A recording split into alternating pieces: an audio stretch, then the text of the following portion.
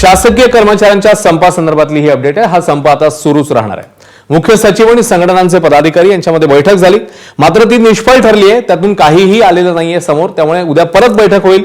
मंत्रिमंडळ बैठकीत मुख्यमंत्र्यांनी मुख्य सचिवांना चर्चा करण्याचे आदेश दिले होते। मंत्रालयाच्या 6व्या मजल्यावर मुख्य सचिव आणि संघटनेचे पदाधिकारी यांच्यात चर्चा झाली, मात्र ती निष्फळ ठरल्यानं हा संप आता सुरूच राहणार आहे।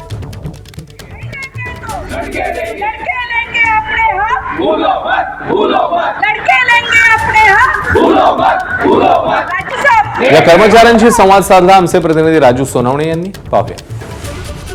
कर्मचाऱ्यांचा 2 दिवसापासून संप सुरू आहे।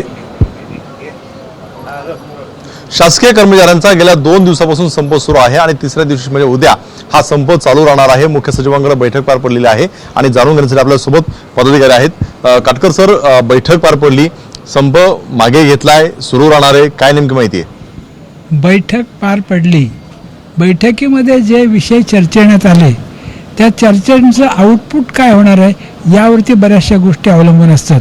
त्याचा जर विचार केला तर आमच्या सुधारित पेन्शनविषयी मुख्यमंत्र्यांकडे अद्याप ते चर्चा अग्रवाल साहेब म्हणजे मुख्य सचिवाच्या पातळीवरती होणार आहे आणि तिथून सिग्नल ग्रीन जर मिळाला तर त्या ठिकाणी तो प्रश्न जसा आम्हाला वाटतो त्या पद्धतीने तो सुटणार आहे।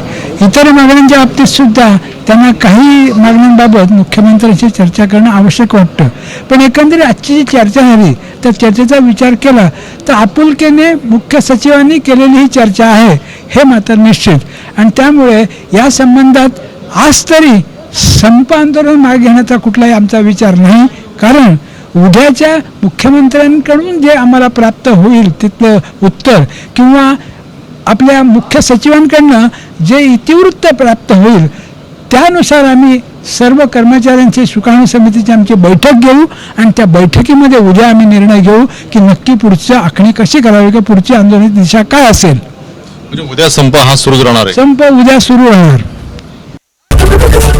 एबीपी माझा, उघडा डोळे बघा नीट।